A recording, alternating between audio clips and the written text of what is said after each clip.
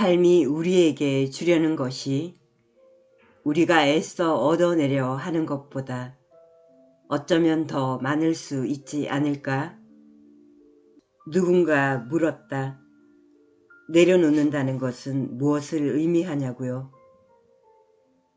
인생을 어떠한 마음으로 살아가면 좋겠느냐고요? 어떤 것에도 정답은 없겠지만 나는 여기서 이렇게 말하고 싶다. 내려놓음은 모든 삶이 그럴 수 있음을 이해하는 데서 시작할 것이라고. 우리가 가져야 할 삶에 대한 마음가짐은 내 선택의 결과를 받아들일 줄 아는 데서 시작하는 것이라고. Life knows better. 삶이 더 잘 안다. 내가 무슨 일을 하지 않아서 혹은 하는 바람에 지금의 내 현실이 이런 걸까? 이러한 조바심이나 의구심이 올라올 때마다 Life knows better. 이 말을 읊조리면 왠지 마음이 가벼워지는 것 같다. 나를 내맡길 때의 해방감, 그것은 이런 게 아닌가 싶다. 안녕하세요. 프라나의 서재 프라나입니다. 오늘 소개해드릴 책은 마이클 싱어의 될 일은 된다 입니다. 이 책의 원제목은 서렌더 익스페리먼트, 항복 실험입니다. 내맡긴다는 말과 같은 의미로 사용되고 있는데요. 평범한 대학 원생에서 대학 교수, 건축업자, 프로그래머, 전미 의료 전산화를 이끈 CEO, 미국의 큰 영성 공동체의 리더로서 살고 있는 마이클 싱어. 이 책이 2015년도 한국에 소개되었는데요. 이전 책 상처받지 않은 영혼이라는 책이 있습니다. 그 책이 마음의 상태, 마음 상태를 잘 점검하고 하나하나 깨쳐나가는 아주 섬세한 책이라고 하면, 이 책은 마이클 싱어의 자서전과 같은 자신의 40년 인생을 그 흐름에 따라 수필처럼 또 아니면 소설처럼 잘 흐름에 맞게 기술해 놓은 아주 몰입도 있는 책입니다. 서문부터 살펴보도록 하겠습니다. 12km 상공에 떠 있는 6인승 자동 제트기는 홀로 앉아 있기에 아주 평화로운 곳이다.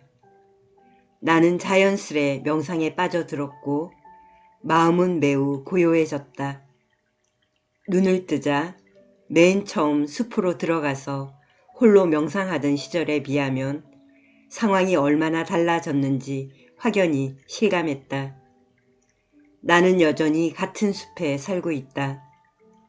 하지만 나홀로 살던 그곳은 거대한 요가 공동체로 성장했고 나는 삶이 조화를 부려 만들어낸 상장 기업체의 CEO가 되어 있었다. 이제는 완벽하게 알겠다. 이토록 큰 기업을 운영하는 것을 포함하여 이 모든 삶의 경험들이 홀로 명상에 매진하던 몇 년간의 세월만큼이나 나를 영적으로 해방시켜 주었다는 것 말이다. 헤라클레스가 강물을 흘려보내어 아우게아스 왕의 외양간을 청소했던 것처럼 삶의 세찬 흐름이 내게 남아있던 모든 불순물을 깨끗하게 씻어내어 주고 있었다.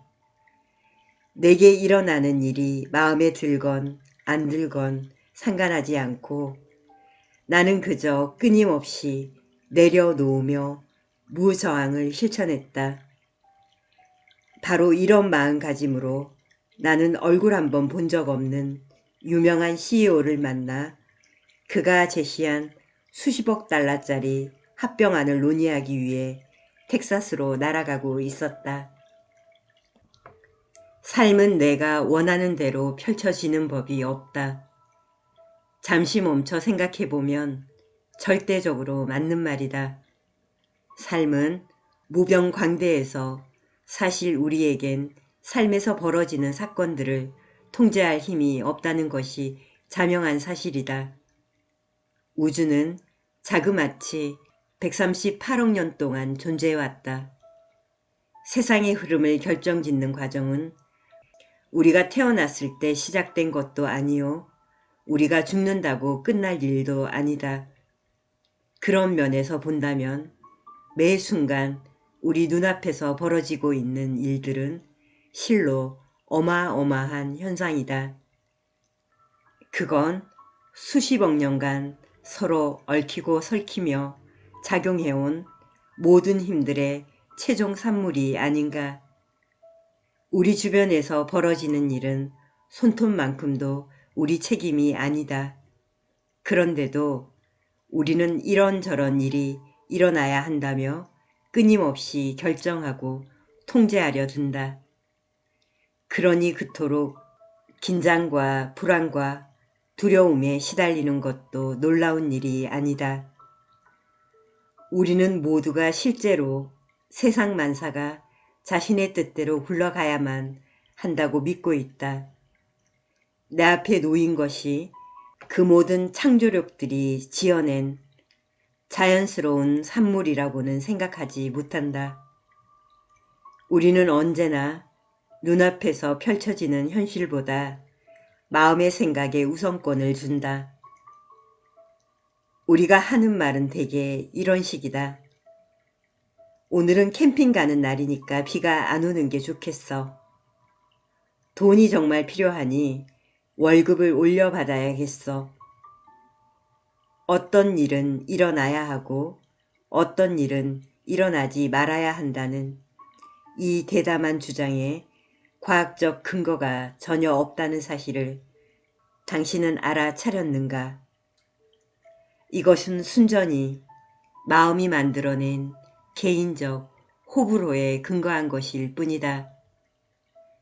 우리는 자기도 모르는 매사에 이런 식으로 행동한다. 자신의 호불호에 따라 세상이 달라져야 한다고 진짜로 믿고 있는 것처럼 말이다. 이렇게 살자면 삶이 극도로 힘들어진다. 우리가 늘 삶과 맞씨름을 벌이고 있는 듯한 이 기분을 벗어나지 못하는 이유는 이 때문이다. 하지만 벌어지는 사건들 앞에서 우리가 전혀 힘이 없지는 않다는 것 또한 사실이다. 우리에게는 의지력이라는 산물이 있다. 내면 깊은 곳에서 우리는 무엇이 이러저러 했으면 좋겠다고 결론 내리고 그 기대에 발맞춰서 바깥 세상을 바꾸기 위해 몸과 마음과 가슴을 동원한다.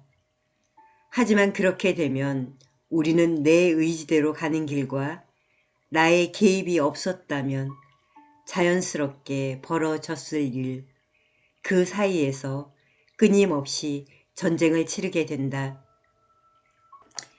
개인의 의지대 자연스럽게 펼쳐지는 현실 간의 이 싸움은 결국 우리의 삶을 좀먹는다. 전쟁에서 이기면 행복하고 느긋해지는 반면 지면 마음이 불편하고 스트레스를 받는다. 대개는 상황이 자기 뜻대로 맞아 떨어질 때 기분이 좋기 때문에 우리는 삶의 모든 것을 통제하고자 부단히 몸부림친다. 내가 하고 싶은 말은 이것이다. 꼭 그렇게 살아야 할까? 내버려둬도 삶은 꽤 잘 굴러간다는 증거가 이미 차고 넘친다. 행성은 궤도를 벗어나지 않고 자그마한 씨앗은 절대 거대한 나무로 화해가고 비는 주기적으로 내려서 수만 년 동안 지구의 모든 숲에 물을 데워주었고 한 톨의 수정란은 아름다운 아기를 키워낸다.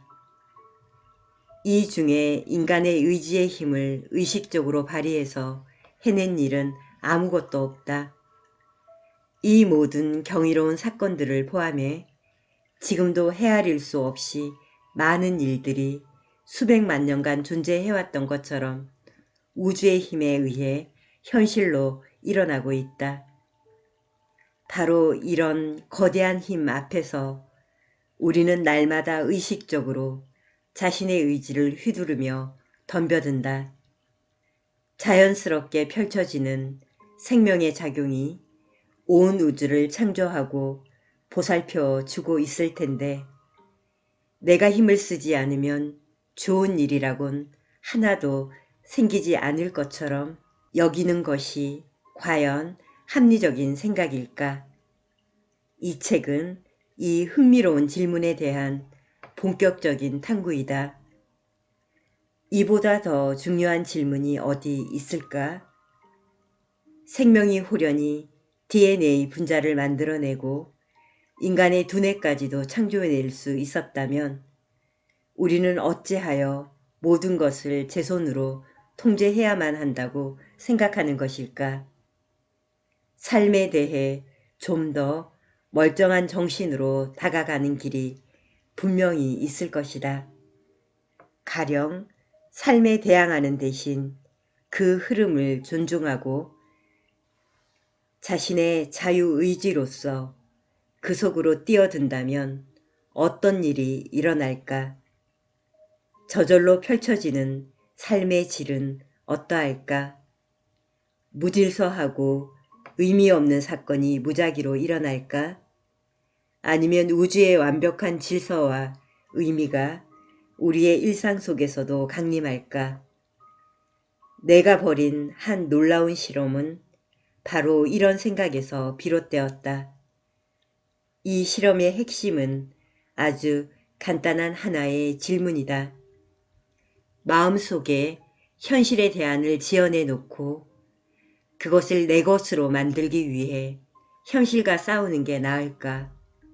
아니면 내가 원하는 바를 내려놓고 완벽한 우주를 창조해낸 그 힘에 내맡기는 게 나을까? 이 실험은 속세를 떠나자는 것이 아니다. 오히려 삶 속으로 뛰어들어 더 이상 개인적인 욕망과 두려움에 좌지우지 되지 않는 자리에서 살자는 것이다. 더 나은 이름이 없었기 때문에 나는 이것을 내맡기기 실험이라고 불렀다. 그리고 지난 40년간 나는 삶에서 자연스럽게 일어나는 사건들이 나를 어디로 데려가는지를 최선을 다해 지켜보았다. 그 40년간 일어났던 일은 경이롭다는 말로도 부족하다. 삶이 산산조각 나기는커녕 오히려 완전히 반대의 상황이 벌어졌다. 한 가지 일이 자연스럽게 다른 일과 맞물리면서 삶은 내가 전혀 상상하지 못했던 여정으로 나를 인도했다. 이것은 그 여정에 관한 책이다. 누군가가 과감하게 자신을 내려놓고 삶의 흐름을 신뢰했을 때 어떤 일이 벌어졌는지를 독자 여러분도 경험할 수 있게 되길 바란다. 하지만 한 가지 분명하게 짚고 넘어가야 할 것이 있다. 여기서 말하는 내맡기기란 의지 없이 넋놓고 사는 것을 의미하지 않는다. 40년에 걸친 나의 이야기는 결국 내가 하고 싶은 일이 아니라 삶이 펼쳐내는 일들을 안내자로 삼아 내 의지를 발휘했을 때 일어나는 일들에 대한 이야기이다. 주변에서 자연스레 펼쳐지는 힘에 자신의 의지를 동조시켰을 때 깜짝 놀랄 만큼 놀라운 결과가 나온다는 것이 나의 개인적인 경험이다. 이 엄청난 실험의 소산을 결과적으로 나눌 수 있는 유일한 방법은 내가 과연 어떻게 이런 식의 삶을 살게끔 이끌렸는지를 보여준 다음 당신도 내가 한 것과 같은 여행을 경험하도록 하는 것이다. 앞으로 펼쳐질 이야기에서 당신이 보게 될 것은 당연히 당신의 것과는 매우 다른 삶의 경험이다. 이 이야기를 여러분과 나누려고 하는 단 하나의 이유는 우리 인간에게는 서로 경험을 통해 배울 수 있는 탁월한 능력이 있음을 알기 때문이다. 꼭 내가 살아야 했던 방식대로 당신이 살아야 하는 것은 아니다. 내 앞에 펼쳐진 예상치 못한 사건들은 내 인생만 바꿔놓은 것이 아니었다. 삶을 바라보는 시선 역시 완전히 바뀌었고 그 결과 내 내면에는 깊은 평화가 깃들었다. 바라건대 나의 내맡기기 실험에 관한 이 이야기가 당신 역시 더욱 평화롭고 조화로운 삶을 살아갈 수 있도록 우리 주변에 펼쳐진 경이로운 완벽함을 더욱더 누릴 수 있도록 부추겨 주기를 바란다. 아주 어렸을 적부터 나는 사물이 작동하는 원리를 파헤치는 데 관심이 많았다. 그러니 나의 이 분석적인 마음이 머릿속의 목소리와 나와의 관계를 파악하는 일에 신이 나서 달려든 것은 너무나 당연한 일이다. 하지만 이 매력적인 지적 유의를 즐기자면 한 가지 극복해야만 했으니 바로 내 마음이 날 돌아버리게 만든다는 사실이었다. 내가 뭔가를 볼 때마다 목소리는 거기다 사족을 달았다. 그거 좋아. 그건 싫은데. 이건 불편해. 이걸 보니 생각나는 게 있는데. 이 모든 사태를 지켜보는데 익숙해지면 질수록 몇 가지 의문이 자연스레 떠올랐다. 첫째, 왜 이 목소리는 한시도 쉬지 않고 말을 하는 걸까?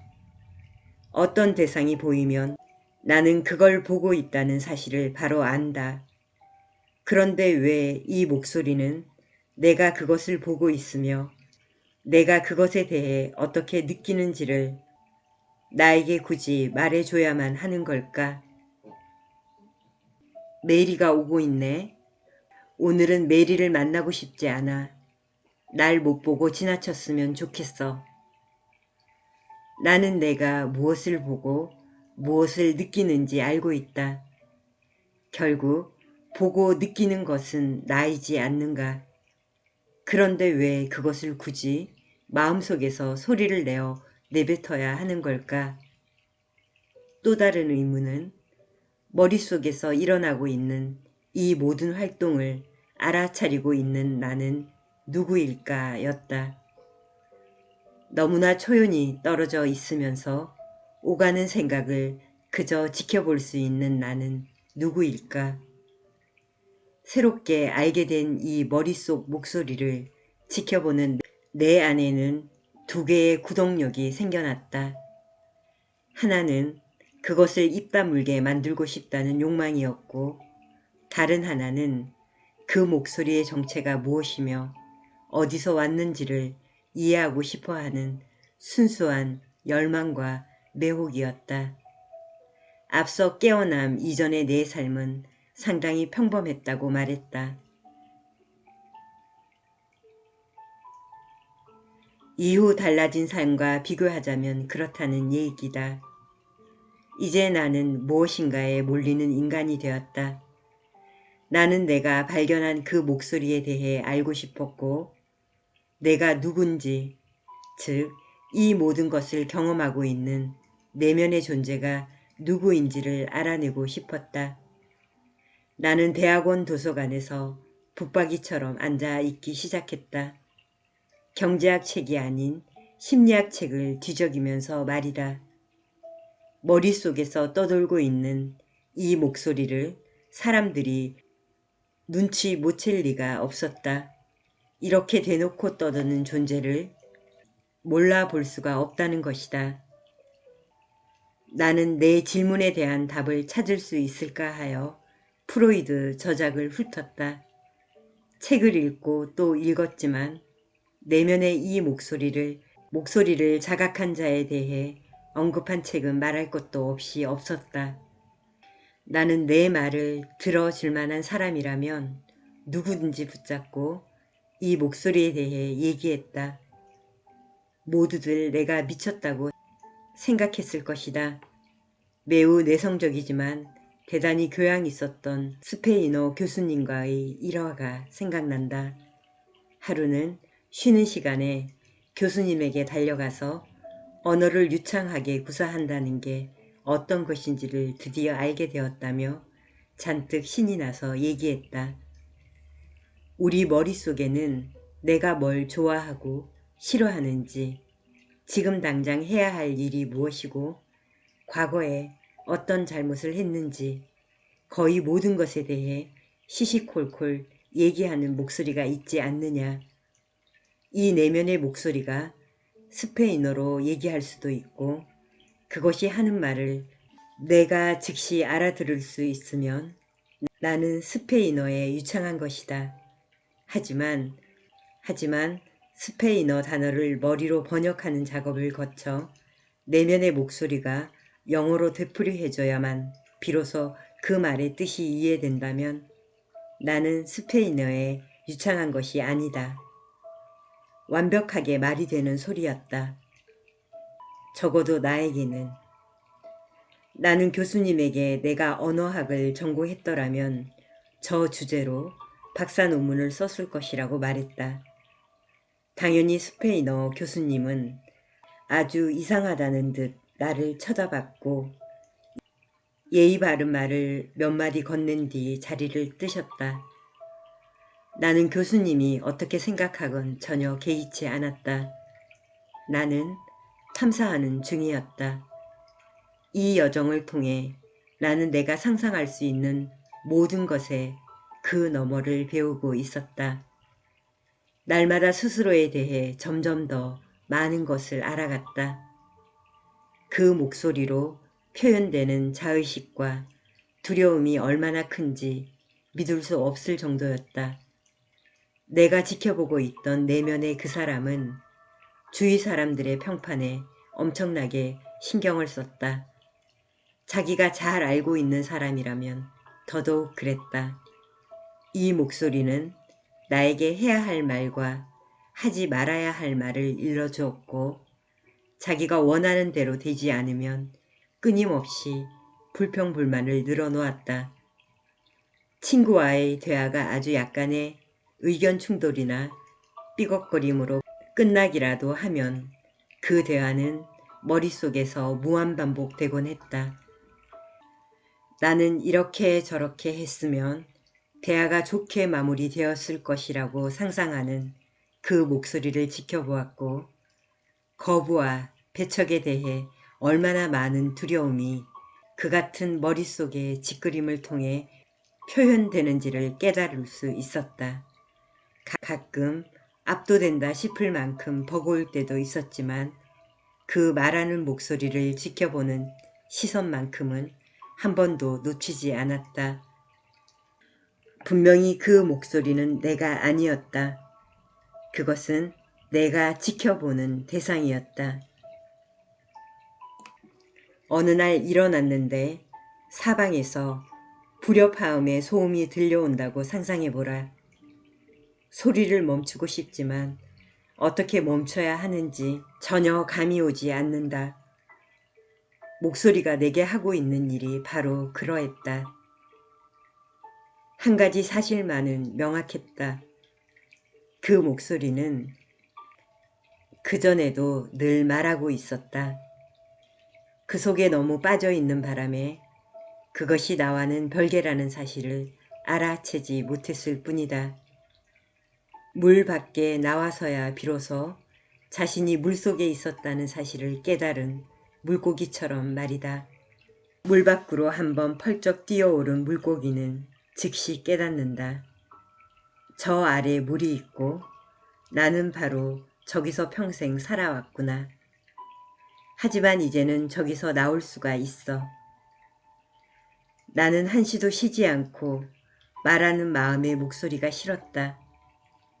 정말로 간절히 멈추고 싶은 귀에 거슬리는 소음과도 같았다.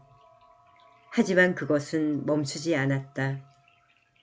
지금으로선 꼼짝없이 그것과 같이 있어야 할 판이었다. 나의 싸움은 아직 시작된 것도 아니라는 사실을 그때는 몰랐다. 그로부터 수개월이 지나고 나는 여전히 홀로 내면을 탐색하고 있는 중이었다. 전혀 예상치도 못한 곳에서 도움의 손길이 도착하리라는 사실은 짐작도 못한 채 말이다. 나와 같은 박사과정 학생 중 마크 월드만이라는 친구가 있었다. 그는 영민한 젊은 청년으로 온갖 종류의 책을 섭렵하는 열혈 독서가였다. 다른 사람들과 마찬가지로 마크 역시 내가 목소리에 대해 이야기하는 것을 들었다. 어느 날 그가 도움이 될지 모르겠다며 책 한 권을 건네주었다. 필립 카플로가 쓴 선의 새 기둥이었다. 당시 나는 선불교에 대해서는 아는 바가 전혀 없었다. 나는 종교에는 별 생각이 없는 지식인이었다. 유대교 전통 속에서 자랐지만 딱히 신심이 강하지도 않았고 대학에 들어갈 때쯤 되자 종교는 나와 완전히 무관한 영역이 되어 있었다. 누군가 내게 무신론자냐고 물었다면 나는 그를 멍하니 쳐다봤을 것이다. 나는 그런 것에 대해조차 생각해 본 적이 없던 사람이다. 나는 선불교에 대한 그 책을 훑어보기 시작했는데 몇 분 지나지 않아 이것이 내면의 그 목소리를 다루고 있는 책임을 단박에 깨달았다. 심장이 쿵 하고 떨어졌다. 숨을 쉴 수가 없었다. 분명 이 책은 목소리의 주절거림을 멈추는 법에 대해 이야기하고 있었다. 구구절절 마음을 입 다물게 만드는 법에 대해 얘기하고 있었다. 책에서는 마음의 배후에 있는 자를 참자라는 용어로 지칭했다. 내가 그토록 찾고 있던 것을 드디어 찾은 것이다. 나는 마음의 목소리와 자신을 동일시하지 않고 그 목소리를 지켜볼 줄 알게 된 사람들이 어딘가에 분명 있을 것이라고 확신했었다. 그런데 이 책은 수천 년에 걸쳐 내려오는 목소리에 대한 지식을 담고 있을 뿐만 아니라 그 목소리로부터 해방되는 길까지 분명히 기술하고 있었다. 마음의 소나기로부터 스스로를 해방시키는 방법에 대해 논하고 있었다. 너머로 가는 법에 대해 논하고 있었다. 말할 것도 없이 나는 경외감에 푹 빠졌다. 내 생에서 한 번도 느껴보지 못한 깊은 존경과 경외심을 이 책에서 느꼈다. 그동안 학교에서 억지로 공부하느라 읽어댄 책이 얼마나 많았던가.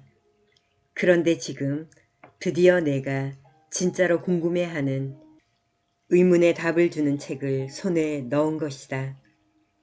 목소리가 말하는 것을 지켜보는 나는 누구인가와 같은 의문 말이다. 나는 이 의문들에 대한 답을 온몸이 떨리도록 알고 싶었다. 사실을 말하자면 알고 싶다 정도가 아니었다. 나는 이 답을 꼭 알아야만 했다. 그 목소리 때문에 돌아버릴 지경이었으니까. 선의 새 기둥이 말하는 바는 매우 분명하고 명료했다. 마음에 관해서 읽고 말하고 생각하기를 멈추고 그저 그것을 조용히 침묵시키는 데 필요한 일을 하라. 그 필요하다는 일 역시 모호하지 않고 명확했다. 바로 명상이었다. 사실 명상에 대해 알기 전부터 나는 홀로 앉아 목소리의 말을 멈춰보려고 노력했었다. 그러나 그 노력이 통한 적은 한 번도 없었다. 하지만 이 책은 이미 수천 명의 사람들이 효과를 본 확실하게 믿을 만한 방법을 제시하고 있었다. 조용한 곳에 앉아서 호흡이 들고 나는 것을 지켜보며 머릿속으로 무 소리를 반복하여 읊으라. 이게 끝이었다. 이것을 매일 조금씩 시간을 늘려가며 실천하기만 하면 되었다. 선불교에서 실제 명상은 대개 집단적으로 행하는데 이런 집중적인 수행 형태를 안거라고 한다. 정통 방식대로 진행되는 명상에서는 숙련된 사람이 죽비를 들고 다니며 졸거나 집중력이 흐트러진 사람의 어깨를 내리친다. 선불교는 엄격하여 한순간의 방심도 허용하지 않는다. 본디선은 진지한 수행인 것이다. 하지만 나에게는 명상을 같이 할 집단도 스승도 없었다. 내가 가진 것이라곤 오직 책, 그리고 이런 수행이 과연 나의 의문을 해소시켜 줄 수 있는지를 확인하고픈 절절한 소망뿐이었다. 그래서 나는 혼자서 선 명상을 시작했다. 적어도 내가 이해한 바로는 일단 실천하는 것이 선명상의 핵심이었다. 처음에는 매일 15분에서 20분간 앉아 있었다. 일주일이 지나자 그 시간을 30분씩 하루에 2번으로 늘릴 수 있었다. 폭죽처럼 터지는 통찰도 깊은 경험도 일어나지 않았다. 하지만 호흡과 만트라에 집중하는 것만으로도 내 의식은 쉴 새 없이 떠드는 목소리로부터 확실히 떨어져 나왔다.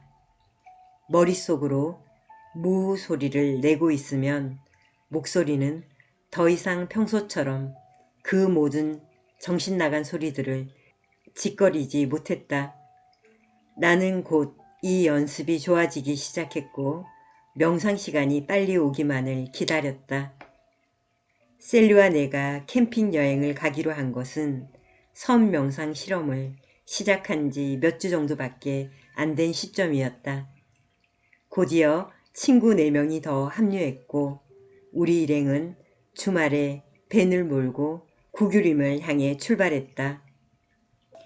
나에겐 폭스바겐 캠핑카가 있었기 때문에 주말 여행은 언제든지 훌쩍 떠날 수 있는 쉬운 일이었다. 하지만 이번 여행은 여느 캠핑 여행과는 달랐다. 내 일생 깊은 변혁을 가져온 일이 바로 이번 여행에서 일어날 참이었던 것이다. 우리는 숲속 한적한 곳에 자리를 잡았다. 자연 그대로의 모습이 고스란히 남아있는 습지대가 눈앞에 펼쳐졌다. 밴을 세운 후 우리 일행은 그 광경이 주는 고즈넉함과 아름다움에 반해서 말을 잇지 못했다. 이곳에서야말로 명상하기에 딱 좋을 것 같다는 생각이 들었다. 나는 초심자에 불과했지만 수행에 임하는 자세만큼은 매우 진지했고 그 목소리가 진짜 멈추면 과연 어떤 세상이 펼쳐질지를 꼭 알고 싶었다. 나는 셀리와 친구들에게 잠시 혼자만의 시간을 보내도 되겠느냐는 양해를 구했다. 아무도 반대하지 않았기 때문에 나는 수풀이 무성한 호숫가를 거닐며 앉기 좋은 장소를 찾았다. 명상이라는 개념 자체가 내게는 너무도 의미가 깊었기 때문에 처음부터 그것은 신성한 경험에 가까웠다. 나는 붓다처럼 나무 하나를 골라 그 아래에 자리 잡고 앉았다. 그리고 아주 극적인 어조로 스스로에게 말했다. 깨달음을 얻기 전까지는 일어나지 않으리라. 그날 그 나무 아래에 일어났던 그 강렬한 체험을 떠올리면 지금도 온몸이 떨리고 눈물이 차 오른다. 나는 결부자를 틀었다. 내가 그 자세를 오래 취하고 있을 수 있을 만큼 능숙하지 않다는 것은 알았지만 그래도 처음에는 정식 명상 자세를 취하는 것이 좋겠다고 생각했다. 나는 등과 목을 바르게 펴고 배에 들고남에 집중하면서 호흡을 지켜보기 시작했다. 선의 새 기둥이라는 책에서 무 소리를 복부, 더 정확하게 배꼽 아래에서 내라고 가르쳤다. 나는 호흡이 저 아랫배 부분에서 들고 나는 것을 지켜보았다. 평소 명상할 때보다는 더 오랫동안 앉아있을 작정이었기 때문에 나는 의도를 세우고 훨씬 강도 높고 진지하게 집중했다. 이것이 효과가 있었는지 나는 어느 때보다도 깊은 상태로 들어갔다. 복부가 들고 나는 것에 집중하다 보니 콧구멍으로 내쉬는 숨과 배 안의 움직임이 유기적으로 연결되면서 어떤 기운이 형성되는 것 같았다. 숨을 천천히 내쉴 때마다 따뜻하고 기분 좋은 어떤 감각이 배 아랫부분에 가득히 퍼졌다. 그 감각이 너무나 좋아 내 주의는 자연스레 그곳으로 집중되었다. 잠시 동안 나는 그 아름다운 체험 속에 말 그대로 푹 빠져버리고 말았다. 어느 정도인지 가늠조차 할 수 없는 시간이 흐르자 머릿속에 목소리가 이 얼마나 아름다운 경험이냐며 이것이야말로 진짜 명상이 틀림없다며 다시 짓거림을 시작했다. 의식이 그 목소리 쪽으로 끌려가면서 호흡에서 자연히 멀어졌다. 그렇게 명상은 자연히 끝난 것처럼 보였고 나는 내 평소의 정신상태로 돌아오기 시작했다. 하지만 이번 명상은 달라야 했다. 깨달음을 얻지 않고서는 일어나지 않겠다고 다짐까지 하지 않았는가. 나는 의도를 세우고 새로운 마음으로 복부의 움직임과 무 소리에 집중하기 시작했다. 그리고 내쉬는 숨과 복부의 온기를 하나로 잇는 부드러운 기운의 흐름 속으로 다시 한번 빠져들었다. 그 기운은 집중이 깊을수록 훨씬 강해졌다. 마침내 내 몸과 주변에 대한 모든 인식이 사라졌다. 복부 중심에서 애씀 없이 쌓이고 팽창하는 따뜻한 에너지의 흐름만이 내가 지각할 수 있는 것의 전부였다. 나는 그곳에 없었다. 오로지 흐름만이 존재했다. 때때로 아주 잠깐 동안 나라는 인식이 돌아오면 나는 알아챈 즉시 의도를 세우고 내쉬는 호흡과 복부의 움직임으로 다시 초점을 되돌렸다. 그러면 그 순간 나는 다시 사라졌다.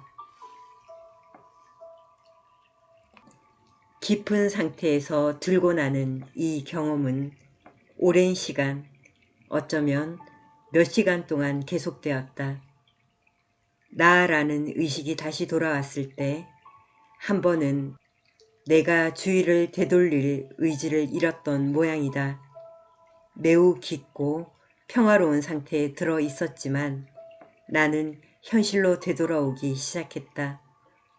실제로 얼마나 오래 앉아 있었는지는 모르지만 맨 처음 의식된 것은 다리의 통증이었다.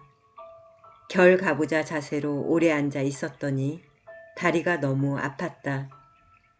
마음의 목소리는 아직 돌아오지 않은 상태였다. 나는 약간 멍하게 하지만 방금 경험했던 체험에 깊이 취한 채로 크나큰 평화를 맛보며 그곳에 앉아 있었다. 아마 계속 그렇게 현재 의식으로 서서히 돌아오고 있었던 것 같다. 그런데 실로 놀라운 일이 일어났다. 나라는 의식의 자리 뒤편에서 어떤 소리가 우렁차게 울려 퍼졌다. 그것은 매우 준엄하게 말했다. 너는 너의 너머에 무엇이 있는지 알고 싶은가? 알고 싶지 않은가?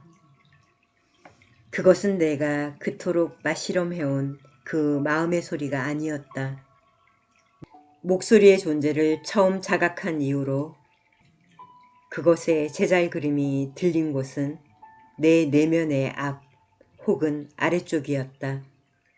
하지만 이 새로운 부름은 나라는 의식이 자리하고 있던 곳의 뒤와 위쪽으로부터 나왔다. 어디서 나온 소리든 간에 이 준열한 호통은 나를 존재 깊은 곳까지 뒤흔들었다. 나는 그 질문에 굳이 답할 필요를 느끼지 못했다. 내 세포 하나하나가 더 깊이 들어가기를 갈망했기 때문이다. 나는 다시 숨을 들이쉰 후 내 깊은 곳까지 가닿을 수 있도록 길을 내쉬었다. 나는 또 한 번 사라졌다. 나라는 의식이 다시 형성되기 시작했을 때 존재에 대한 경험이 그 이전과는 매우 달라져 있음을 느꼈다. 다리의 통증이 느껴지기는 했지만 그것은 아주 멀게 느껴졌고 고통에는 그것만의 따스함과 아름다움이 있었다. 신체에 대한 인식이 일부 돌아오자 나는 머리를 약간 앞으로 기울이고자 했다. 그러나 아무것도 움직이지 않았다. 이마가 벽에 눌리고 있는 것만 같은 느낌이었다. 무언가 매우 단단한 것이 버티고 서서 머리를 앞으로 약간 움직이는 것조차 허용하고 있지 않았다. 그 순간 나는 깨달았다. 집중이 강도 높게 유지되자 내 이마로부터 흘러나온 어떤 기운이 주의를 집중하고 있던 아랫배 단전까지 내려가면서 경계가 분명한 하나의 장을 형성했다는 것을. 이 말이 분명 이상하게 들리겠지만 내 힘으로는 결코 밀어낼 수 없는 강력한 자기장이 내 앞에 놓여 있는 듯한 느낌이었다. 내가 경험한 그 강력한 에너지는 이게 다가 아니었다. 나는 결과부자를 튼 상태에서 발이 교차하는 지점에 두 손을 포개고 있었는데 이렇게 되면 손과 팔과 어깨 전체가 하나의 큰 원을 그리게 된다. 그런데 이 원이 또 다른 힘의 장으로 변신했다. 나는 앞으로도 옆으로도 움직일 수가 없었다. 의식만이 존재했다. 나는 겨우겨우 팔을 움직여 결가부자 자세에서 다리를 풀었다. 다리가 돌덩이처럼 무거웠기 때문에 나는 다리의 감각이 돌아올 때까지 잠시 모로 누워 있었다. 그곳에 누워 있으니 그렇게 평화롭고 그렇게 편안할 수가 없었다. 잠시 후 눈을 떴다. 그러자 꿈에서도 차마 본 적이 없는 풍경이 두 눈 사이로 부드럽게 들어왔다. 내 앞에 펼쳐져 있던 습지는 일본풍의 수묵화 같았다. 거기서는 부드러움과 정적이 뿜어져 나왔다. 키 큰 풀들이 산들 바람에 가만가만 흔들리고 있었지만 그 움직임에는 정적이 깃들어 있었다. 모든 것이 너무도 고요하고 너무도 평화로웠다. 나무는 고요했고 구름도 고요했고 물도 고요했다. 자연의 움직임 속에는 절대적인 정적이 자리하고 있었다. 내 신체 역시 고요했고 어떠한 생각도 존재하지 않았다. 영혼 동안이라도 그곳에 누워 내 존재를 둘러싼 평화에 한없이 녹아들 수 있을 것만 같았다. 마침내 자리에서 일어났을 때는 몸의 움직임이 낯설게 느껴졌다. 나는 우아한 품성을 지닌 그런 사람이 아니었다. 섬세하게 움직이는 댄서 타입은 더군다나 아니었다. 하지만 어쩐지 내 몸의 모든 움직임은 발레 댄서를 닮아 있었다. 팔은 유려한 흐름을 타고 움직였다. 내가 진짜 달라졌음을 실감한 것은 걷기 시작할 때였다. 한 걸음씩 내디딜 때마다 발에 아주 작디 작은 낱낱의 근육의 움직임까지 모두 느껴졌다. 발걸음은 물 흐르듯 유연하게 이어졌고 나는 그 움직임 자체에 취해버렸다. 놀라운 부분은 이 상태가 몇 주간 계속 이어졌다는 것이다. 이후 친구들과 합류했을 때도 상태는 달라지지 않았다. 홀로 있었던 두세 시간 동안 내게 어떤 일이 벌어졌는지를 친구들에게 설명하거나 묘사할 필요를 느끼지 못했다. 거의 말을 할 수가 없었다. 모든 것이 너무나 아름답고 고요했다. 그 고요함, 그 절대적인 고요. 외부의 소리마저도 그 정적을 깰 수가 없었다. 외부에는 소리가 존재했지만 내 내면의 그 자리로부터는 너무나 멀리 떨어져 있는 것처럼 느껴졌다. 마치 성체를 둘러싼 도랑모처럼 내 고양된 상태를 둘러싸고 있는 두터운 평화가 그 어떤 것에 접근도 허락하지 않았다. 네, 이렇게 지은이가 마이클 싱어가 명상에 입문하게 되고 명상에 빠져서 자신의 학업이나 대학원 과정보다 홀로 숲에서 보내는 명상하는 시간을 좋아하게 되고 점점 더 은둔자처럼 명상에 집중하는 시간이 많아진 경험들을 저술하고 있습니다. 조금 건너뛰어서 7장 두려움의 스위치를 내리다 부분 함께 할게요.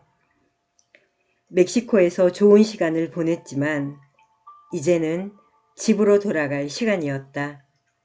나는 북쪽으로 종일차를 몰아가다가 흙길에 보이는 작은 호숫가에서 밤을 보냈다. 그곳에서 평화로운 분위기에 반한 나는 오전 명상이 끝난 뒤에도 물놀이를 하며 한가로이 시간을 보냈다. 곧 오후 명상 시간이 되었고 나는 언덕 위로 올라가 한적한 장소에서 요가를 시작했다. 요가 동작을 반 정도 끝냈을 때 멀리서 사람들 목소리가 들리기 시작했다. 나는 점점 불안해졌지만 내면에 이 겁 많은 인간에게 굴복하지 않을 참이었다.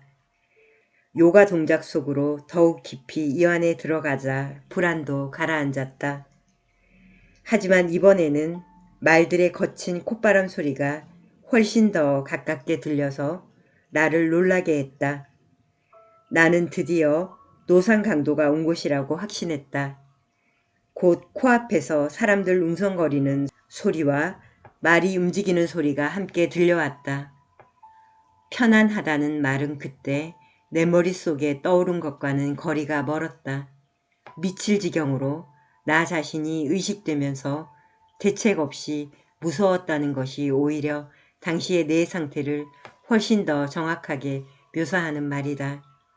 내 안의 모든 것이 이 요가를 당장 끝내고 눈을 떠서 내가 어떤 위험에 처해 있는지를 살펴볼 것을 요구했다. 사실은 단 한 가지, 내 안에 두려워하는 자를 제거하고자 지금까지 일념으로 길러온 자기 단련의 힘만이 예외였다. 강철 같은 명령이 내 두려움의 뒤편에서 올라왔다. 내면에 이 모든 소란을 초월할 수 있는 기회를 놓칠 수는 없다. 나는 저항의 의미로 두 눈을 더욱 질끈 감고 숨을 깊게 들이쉬었다. 나는 그 모든 드라마의 한가운데서 스스로에게 이완 상태를 주문했다. 요가 동작이 모두 끝나면 보통은 30분간 명상하는 것이 원래 내 일과의 순서였다. 나는 내면의 목소리가 그 순서는 제발 건너뛰면 안 되겠냐고 간청하는 것을 지켜보았다. 실제로 말들은 자기 자리에서 꼼짝도 하지 않고 있었다. 말의 숨소리며 간간히 사람들의 속삭이는 소리가 바로 내 앞에서 분명하게 들려왔다. 하지만 사실 결정이라고 할 것도 없었다. 나는 내가 그토록 가고 싶어하는 곳으로 가지 못하도록 내 발목을 잡고 있는 것이 내면의 이 겁에 질린 자임을 아주 분명하게 목격했다. 나는 그에게서 자유로워져야 했다. 그래서 숨을 깊게 들어 마시고 부드럽게 결가부자 자세를 틀었다. 아랫배에서 무 소리를 내려고 했지만 목소리가 하려는 말을 잠재우기에는 역부족이었다. 다만 그것은 나 스스로에게 하는 결의의 표시였다. 너에게 중요한 것은 무엇인가? 바깥 세상? 아니면 내면? 마침내 눈을 떴을 때 시야에 들어온 것은 말 2마리였다. 아마 3미터 정도밖에 떨어지지 않았던 것 같다. 말에는 노상 강도라기보다는 카우보이에 훨씬 가까운 분위기의 사람들이 타고 있었다. 둘 다 담배를 피우고 있었고 한 사람은 옆 사람을 마주보는 방향으로 안장에 걸터 앉아 있었다. 내가 자기네들 세상으로 돌아왔음을 확인하자 이들은 스페인어로 내게 말을 걸기 시작했다. 그들이 하는 말을 거의 알아들을 수 있었다는 사실에 나는 다소 놀라움을 느꼈다.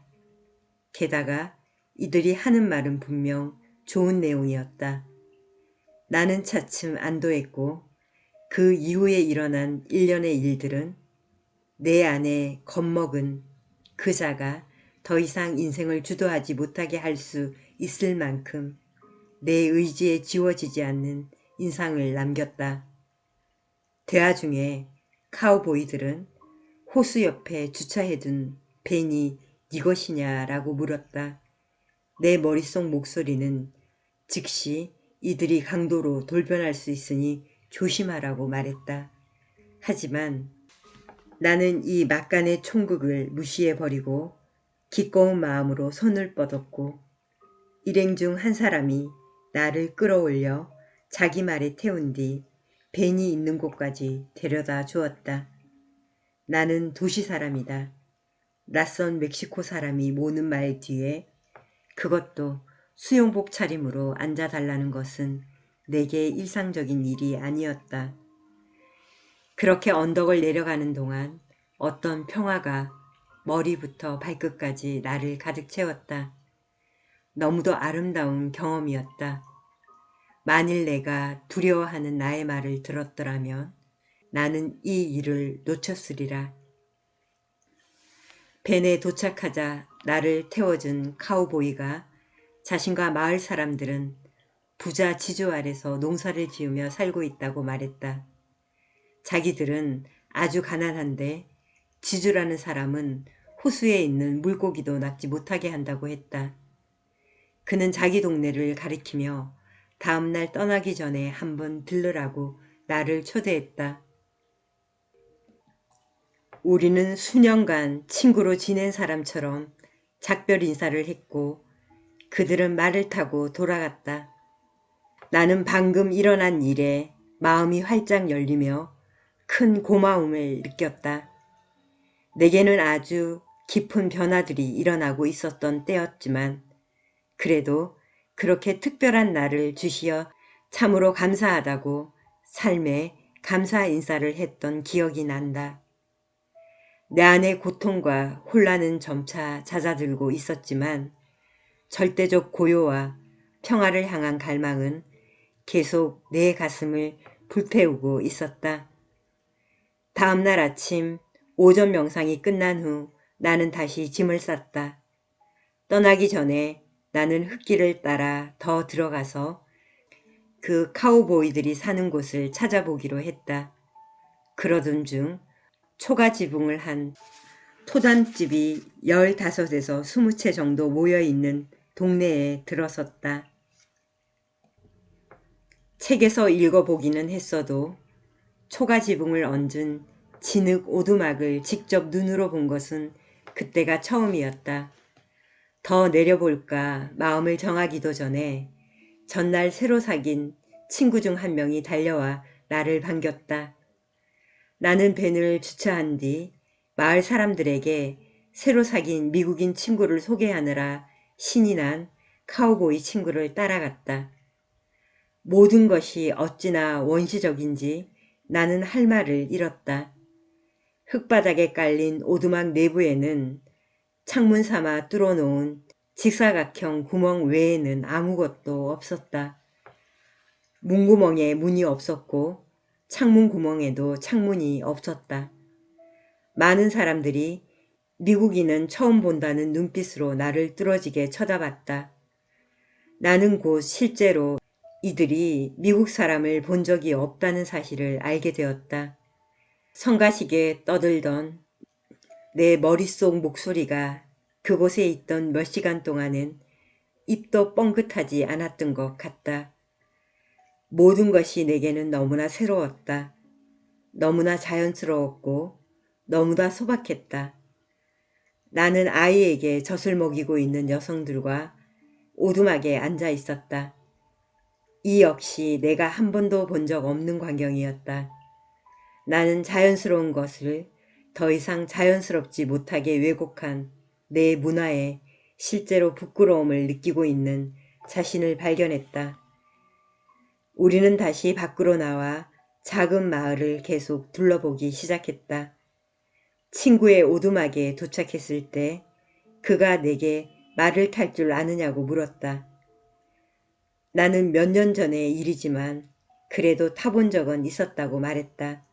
사실은 12살 때 여름 캠프에서 영국식 안장을 올리고 탄 것이 마지막이었다는 얘기는 비밀로 했다. 그러자 그가 전혀 예상하지 못한 행동을 했다. 자기 말의 고삐를 내게 건네주더니 너른 벌판을 가리킨 것이었다. 소심하게 굴 타이밍도 상황도 아니었다. 나는 말의 발걸이에 샌달을 올리고 몸을 날려 안장에 올라탔다. 이런 일쯤은 맨날 하는 것이나 다름없다는 태도로 나는 탁 트인 들판에서 말을 타고 전속력으로 달리면 아주 신나지 않을까 하는 생각을 늘 생각으로만 하던 사람이었다. 그런데 지금 아는 사람이라고는 하나도 없는 멕시코의 한가운데서 그 꿈이 이루어지려고 하는 참이었다. 나는 마을 사람들이 구경하기 위해 몰려드는 틈을 타 말에 조금 익숙해진 뒤 마치 바람처럼 그 너른 들판을 달리기 시작했다. 자신을 엄격히 붙들고 있던 선수행의 틀로부터 잠시 벗어난 나는 아주 들뜬 마음으로 높이 날았다. 이후 몇 시간 동안 호기심 충만한 마을 사람들과 미국의 삶은 어떤지에 관한 이야기를 한참 나눈 뒤 나는 작별 인사를 시작했다. 저녁 초대를 받았으나 저녁 명상 시간이 다가오고 있었다. 그때 먹을 게 없어서 고생했는데 땅 주인이 물고기를 못 잡게 한다는 친구의 말이 생각났다. 나는 밴 뒷좌석 아래 넣어둔 현미와 말린 콩, 보따리를 꺼내서 음식을 준비하던 여자들에게 모두 건네주었다. 어찌나 고마워들 하든지 오히려 내가 울 뻔했다. 나에게는 아무 의미도 없는 것을 그들은 큰 선물로 받아들였다. 이것은 사람을 돕는 기쁨이라는 것을 결코 잊지 못할 또 하나의 삶의 교훈이었다. 떠나기 전에 모든 사람이 내 밴을 둘러싸고 작별 인사를 했다. 거의 한 달 동안 인간을 만난 적이 없이 침묵과 고독 속에서 살았는데 갑자기 유명 인사가 되어버린 것이다. 어떻게 이런 일이 일어났을까? 내게도 그에 대한 의문은 없었다. 나 자신을 내려놓고 나니 아주 특별한 일이 따라온 것이다. 그것을 피하려는 어떤 시도도 하지 않았다. 한 엄청난 실험의 씨앗이 뿌려지는 순간이었다. 삶이 우리에게 주려는 것이 우리가 스스로 얻어낼 수 있는 것보다 더 많을 수도 있지 않을까. 멕시코의 경험을 통해 나는 한층 더 성장했다. 삶의 흐름을 있는 그대로 받아들이는 것은 나에게 새로운 배움이었고 그 결과로 나는 큰 해방감을 맛봤다. 나는 가슴과 마음의 더 큰 평화, 그것을 안고 게인즈빌에 도착했다. 하지만 문제가 하나 있었으니 살 곳이 없다는 것이었다. 내 마지막 거처는 석회 웅덩이가 있는 마을 동쪽의 숲속이었다. 나는 다시 그 한적한 장소로 돌아가 차 안에서 살았다. 당신에게 필요한 것이라고는 고독과 나날이 그 강도가 높아지는 정진, 그리고 최소한의 음식뿐이었다. 나는 내가 박사학위 과정을 마칠 가능성이 점차 희박해져 가고 있음을 알고 있었다. 수업은 몇 개 남지 않았으나 그 뒤로 자격시험과 논문이 기다리고 있었다.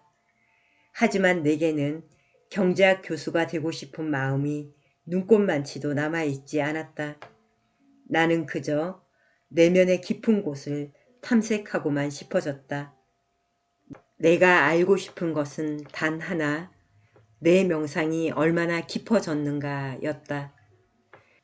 경제학부 학장인 고프만 박사는 내게 아버지 같은 분이었다. 내가 참으로 사랑하고 존경했던 그분은 나에게 학위를 꼭 따라고 격려해 주었다. 박사님은 내 변화를 젊은 시절 한때의 방황으로 보고 곧 괜찮아지겠거니 생각했던 모양이다. 그래서 내가 계속 장학금을 받을 수 있도록 배려해 주면서 적어도 과정은 수료하기를 종용했다. 그분에 대한 존경심에 나는 가끔씩 학교에 나가 수업에 참석했다. 아주 자주는 아니지만 말이다. 나중에 나는 삶의 모든 경험에서 배울 게 있고 모든 것은 성장을 위해 존재한다는 그 사실을 깨닫게 될 것이었다. 하지만 그때는 아직 그것을 깨달을 준비가 되어 있지 않았다. 당시 내 인생은 명상이 전부였고 나머지는 그저 부수적인 일일 뿐이었다. 이렇듯 나는 학교 공부를 내면의 성장과 관련 있는 것으로 보지 않았지만 그래도 한 과목을 수강하는 중에 그 생각이 와장창 깨지는 경험을 한 적이 있다. 해당 강의를 담당한 교수님은 존경받는 경제학자였으나 진보적인 스타일은 전혀 아닌 분이었다. 나는 툭 하면 수업을 빠졌고 그나마 나오는 날에는 맨발의 청바지 차림이었다. 그런 내가 그분의 마음에 들 리가 없었다.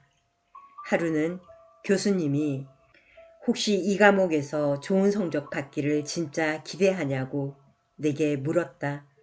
시험 성적이 좋은 것을 보니 공부는 하는 것 같지만 그래도 결석률이 높아서 아주 좋은 점수를 받기 어렵겠다는 것이었다. 아직 기말 보고서를 제출하기 전이었기 때문에 나는 교수님께 마지막 보고서에 최선을 다할 테니 시험 점수와 보고서만을 기준으로 점수를 주시면 감사하겠다고 말했다. 교수님은 생각해 보겠다고 했다. 드디어 기말 보고서를 써야 할 시간이 왔다. 하지만 나는 뛰어난 보고서를 쓰자고 도서관에서 이런저런 자료를 머릿속에 집어넣기에는 내 정신 상태가 별 도움이 안 된다는 사실을 알았다. 명상을 많이 하고 있었기 때문에 내 마음은 매우 고요한 상태였다. 보고서 주제를 붙들고 며칠씩 생각하고 조사하는 일은 있을 수 없었다. 보고서를 쓸 생각이라면 다른 방법을 찾아내야 했다. 어느 날 저녁 나는 메모지 한 뭉치와 볼펜 몇 개를 챙겼다. 그리고 명상이 끝난 뒤 등유 랜턴을 켜고 차 안에 접이식 테이블 앞에 앉았다. 나는 학위 과정을 못 끝낼지도 모르는 이 마당에 어떤 성적을 받건 무슨 상관이랴 하고 스스로에게 말했다. 그러자 머리와 마음을 압박하고 있던 무엇이 사라졌다. 나는 주제에 대해 생각나는 것을 일단 모두 써보기로 했다. 참고할 책도 없었다. 부담감에서 해방된 명료한 마음에 자연스러운 논리만이 내가 가진 전부였다. 일단 쓰기 시작하자 생각이 흘러가기 시작했다. 나는 내가 쓰고 있는 내용에 대해 걱정하지도 의심하지도 않았다. 마치 명상을 하는 것 같았다. 나는 내 개인적인 자아는 완전히 옆으로 밀어둔 채 솟아오르는 영감이 그저 흐르도록 내버려 두었다. 어느 순간에 이르르자 어떤 번떡이는 영감이 내 안에 차올랐다. 직전까지만 해도 보고서로 무슨 내용을 써야 할지 감이 오지 않았건만 이제는 어떻게 써야 할지를 완벽하게 알 것 같았다. 고요한 마음 뒤로 지식의 구름이 순식간에 형성된 것 같은 느낌이었다. 마치 번개치듯이 찰나에 일어난 일이었다. 처음에는 생각이 전혀 끼어들지 않았다. 그것은 오히려 느낌에 가까웠다. 이 보고서가 어디를 향해 갈 것이고 어떻게 거기에 도달할 것인지를 이제 알겠다는 어떤 확실한 알매 상태의 말이다. 생각은 그 이후에야 형성되기 시작했다. 처음에는 하나둘 떠오르던 생각들이 곧 마음속으로 쏟아지기 시작했다.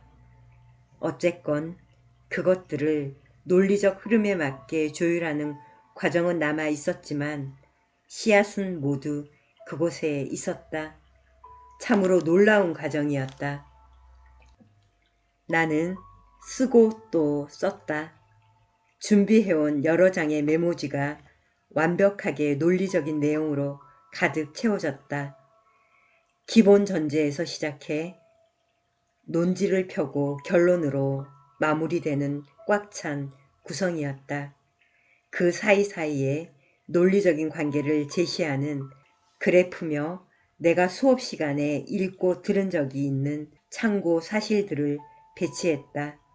어차피 이런 자료들은 다시 다듬고 주석을 달아야 하므로 일단 그 자리는 비워둔 채 생각나는 것들을 계속 적어 내려갔다. 아무것도 나를 멈추지 못했다. 걱정도 이 내용이 괜찮네, 나쁘네 하는 판단도 끼어들지 않았다. 그저 이 모든 과정이 저절로 펼쳐지도록 허용했을 뿐이다. 예술가들은 작품을 만들 때 우선 영감을 얻은 다음 그것을 물리적 차원에 펼쳐 놓는다. 차 안에서 홀로 보낸 그날 밤 내게 일어난 일이 바로 그러했다. 보고서 전체에 대한 영감이 단번에 떠올랐고 마음은 그것을 소화하여 구체화시켰다.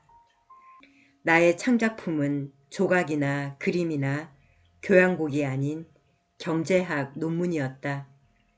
예술이 시작되는 바로 그곳에서 똑같이 출발했으나 표현의 매체가 대리석이나 그림이 아닌 논리적 사고였을 뿐인 것이다. 나는 그 영감의 불꽃이 어디에서 왔는지 전혀 알지 못했다. 그저 그 찰나의 순간에 박사학위 수준의 보고서를 쓰는데 필요한 모든 자료가 이미 내게 있음을 알았을 뿐이다. 나는 다음 며칠간 초고를 다듬은 뒤 보고서를 제출했다. 최종본은 30페이지가 넘는 분량이었다. 그 과목에서 A를 받는 것은 물론이고 교수님은 보고서를 돌려줄 때 자기 밑에서 박사 논문을 쓸 생각이 없느냐고 물었다. 나는 한없이 겸손해졌다. 40년이 지난 지금도 생생하게 기억나는 것을 보면 그 밤의 경험은 분명 나에게 심오한 영향을 끼친 것이 틀림없다. 나는 창조적인 영감과 논리적 사고 간의 차이를 분명히 보았다. 생각이 어디서 오는지는 알았으나 그 영감은 도대체 어디에서 온 것일까? 그것은 내가 생각을 지켜본 자리보다 훨씬 더 깊은 곳에서 나왔다. 완벽한 고요 속에서 그 어떤 부산스러운 노력도 없이 저절로 흘러나왔다. 아무리 애를 쓴들 내 논리적인 마음의 노력만으로는 결코 그 보고서를 쓸 수 없었을 것이다. 나는 그 탁월한 영감을 마음대로 활용할 수 있는 방법이 있는지 알고 싶어졌다. 그 후 수년의 시간이 걸리기는 했지만 결국 나는 누구든지 그 창조적 영감에 공명된 상태로 계속 살아갈 수 있음을 배우게 될 것이었다. 그 다음 12장 볼게요. 학교 공부를 제외하면 책 읽는 것은 내 인생에서 큰 도움이 되지 못했다. 하지만 내가 받아들일 준비가 되었을 때 선의 기둥이 나타났던 것처럼 새 집으로 이사 가기 바로 직전 또 한 권의 책이 나를 찾아왔다. 나처럼 요가와 명상에 푹 빠져있던 친구인 밥 메릴이 준 책이었다. 아직 벤에서 살고 있던 시절에 하룬 밥이 내게 책을 한 권 줬다. 인도의 성자인 파라마한사 요가난다의 요가난다라는 책이었다. 바로 그날 저녁에 이 책을 읽으려고 했던 것이 기억난다. 하지만 나는 몇 페이지 넘기지 못하고 이 책을 내려놓을 수밖에 없었다. 책이 마음에 안 들어서가 아니라 단어 하나하나가 나를 깊은 명상 상태로 이끌었기 때문에 도무지 책을 계속 읽어나갈 수가 없었다. 나는 다음날 밤에 책을 다시 폈다. 같은 일이 일어났다. 도대체 무슨 일이 벌어지고 있는지 알 수는 없었지만 이 경험이 나의 흥미를 강하게 자극하고 있다는 점은 확실했다. 나는 새 집으로 이사 갈 때까지는 이 책을 치워놓기로 했다.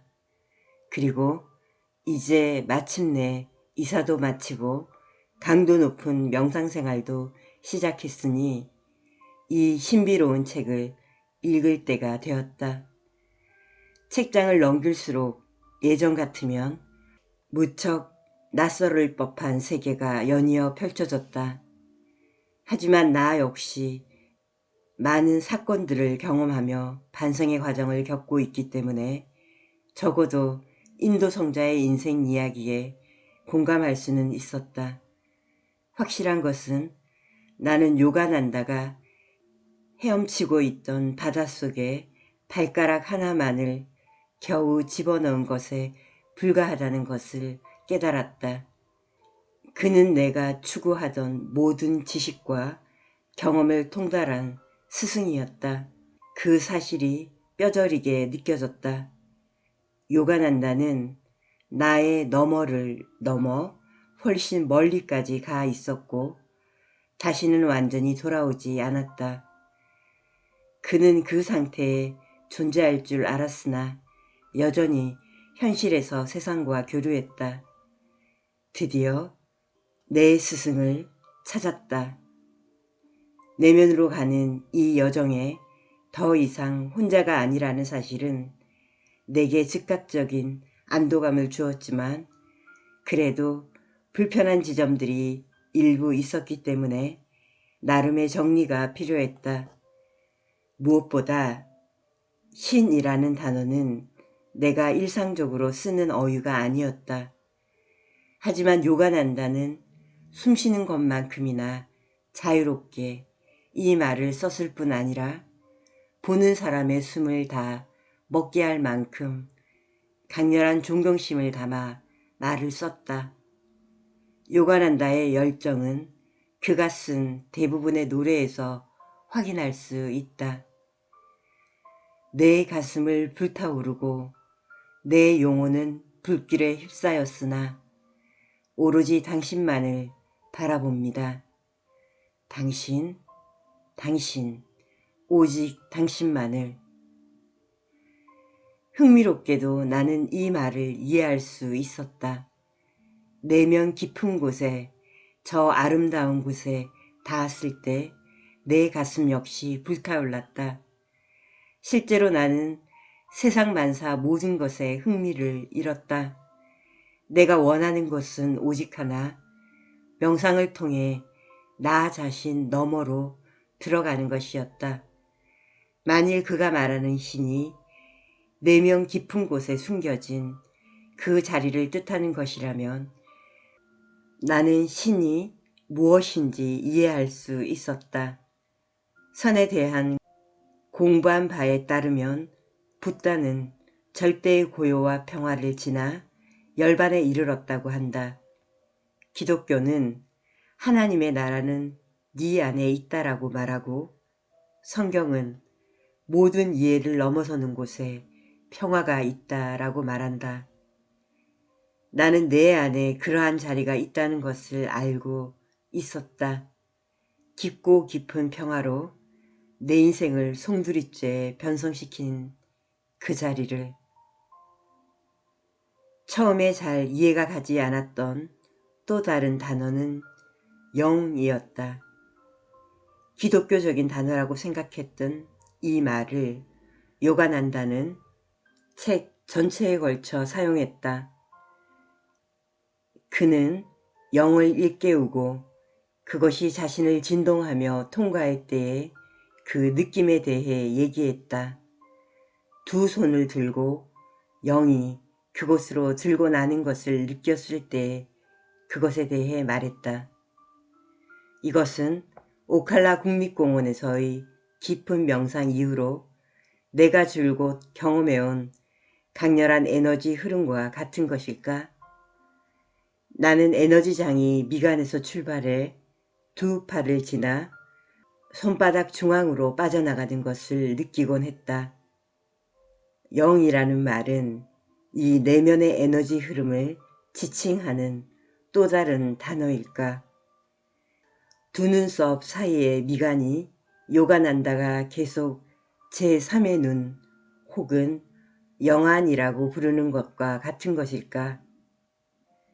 나는 내 경험에 비추어 요가난다의 가르침을 이해할 수 있다는 사실을 점차 깨닫게 되었다.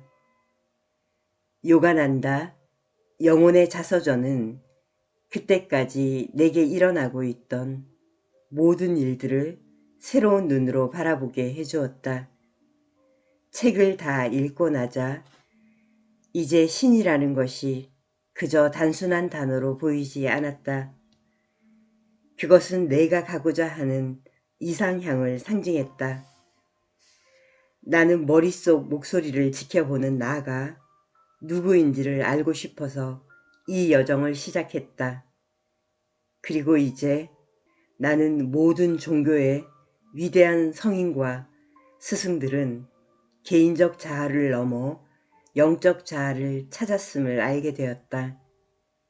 요가난다는 그것을 자아 실현이라고 불렀다. 당시의 내 모든 열망을 함축하는 완벽한 용어였다. 나는 지켜보는 자의 본성을 깨닫고 싶었다.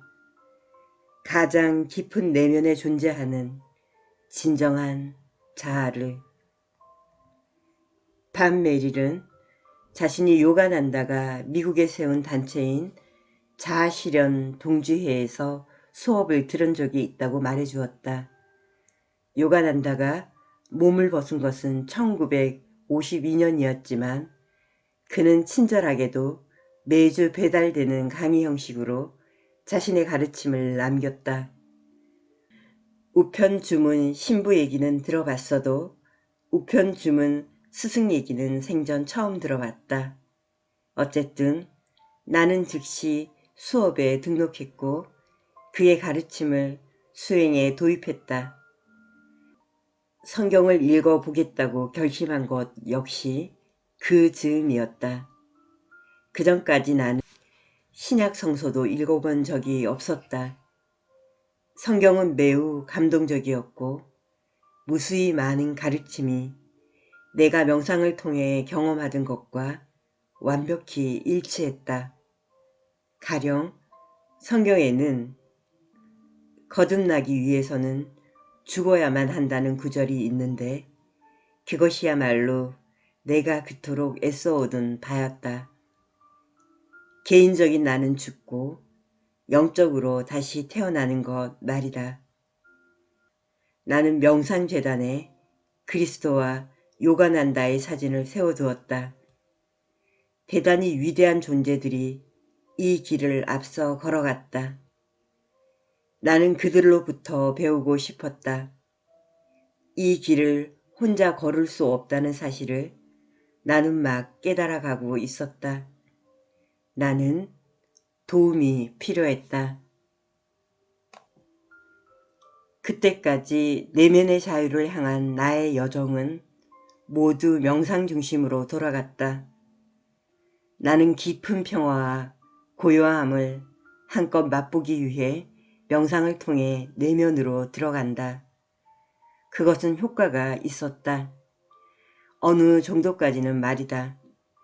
나는 몇 시간이고 앉아서 도달하기에는 아직 뚫지 못한 벽이 있었다. 게다가 자리에서 일어나 움직이기 시작하면 마음은 언제나 제자리로 되돌아왔다. 나는 도움이 필요했고 그것은 어느 날 벼락 같은 깨달음을 통해 왔다. 어쩌면 내가 잘못된 방식으로 접근해 가지고 있는 것일 수도 있다는 데 생각이 미친 것이다. 끊임없이 마음을 조용히 잠재움으로써 나를 해방시키려고 할 것이 아니라 마음이 그렇게 소란스러운 이유를 먼저 물어봐야 하는 것이 아닐까. 마음을 그렇게 제잘거리게 만드는 배우의 원인이 무엇일까?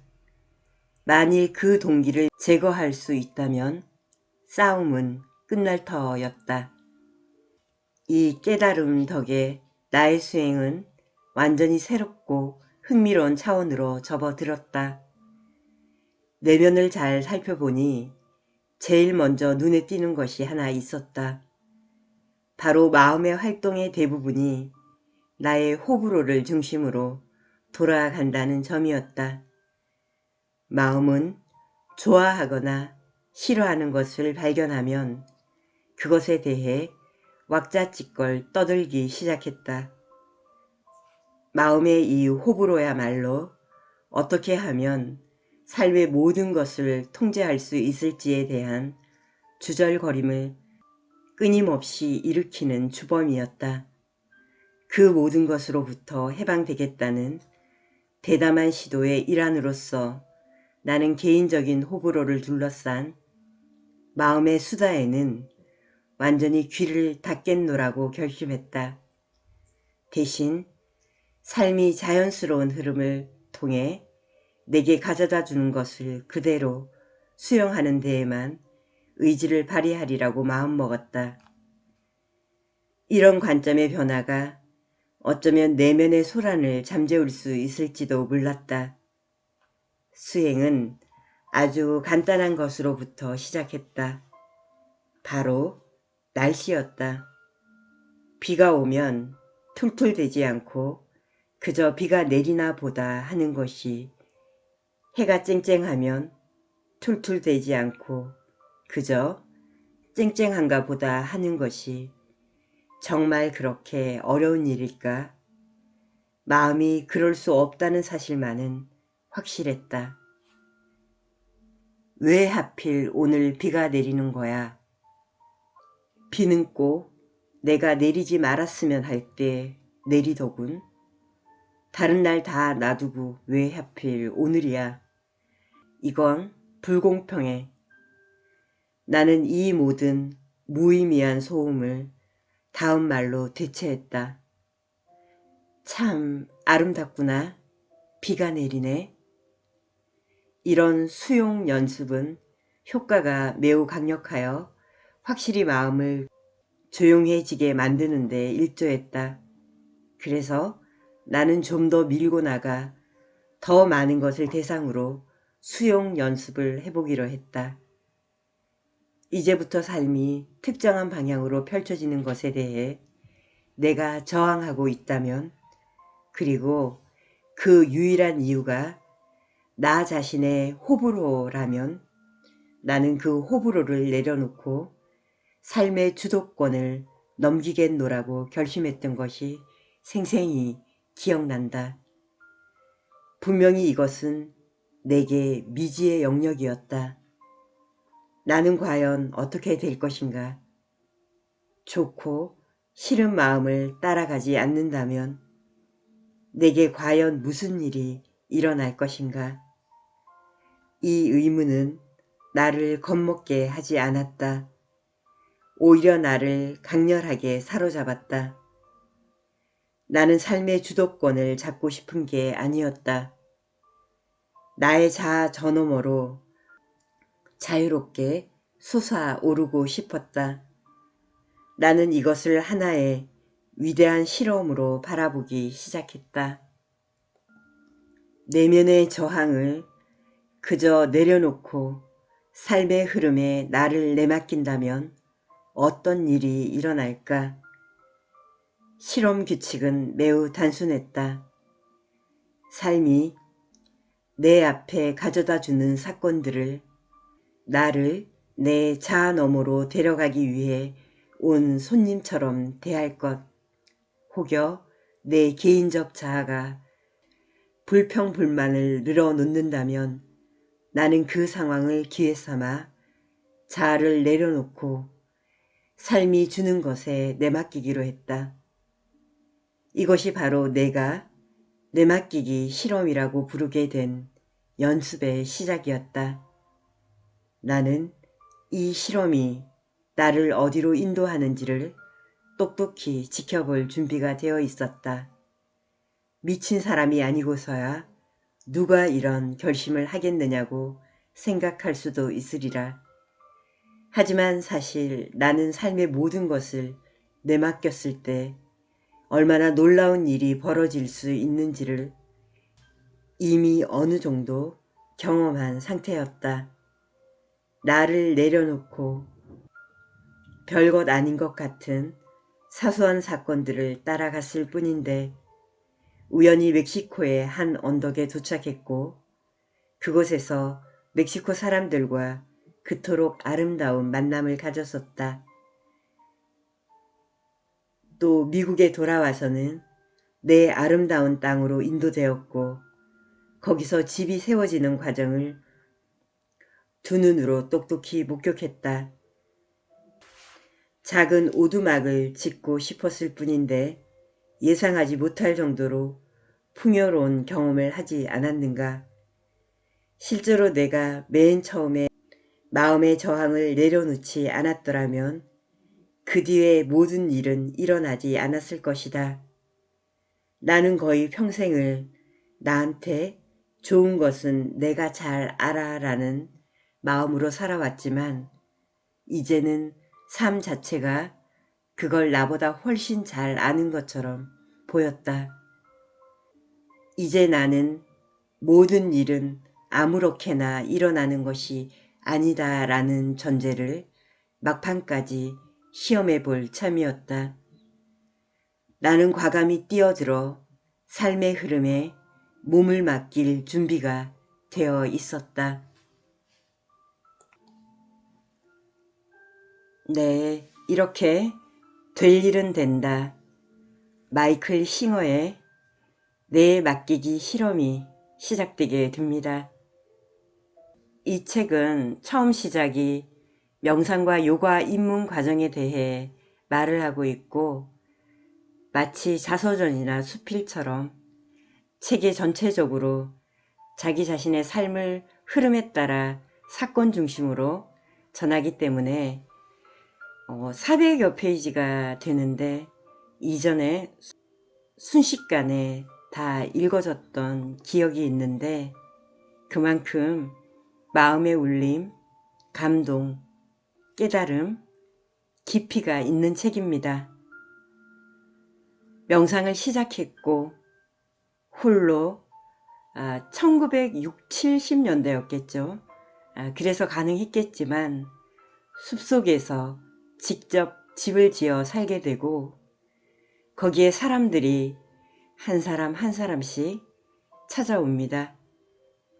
자신의 집을 지은 것을 보고 또 주변에 다른 사람의 집을 지어주게 되고 이것을 계기로 건축업을 시작하게 되고 또 그 일이 다른 전산일로 이어지게 되고 이렇게 명상가로 자신은 살고 싶었던 사람이지만 사업가로 크게 성공을 하게 됩니다.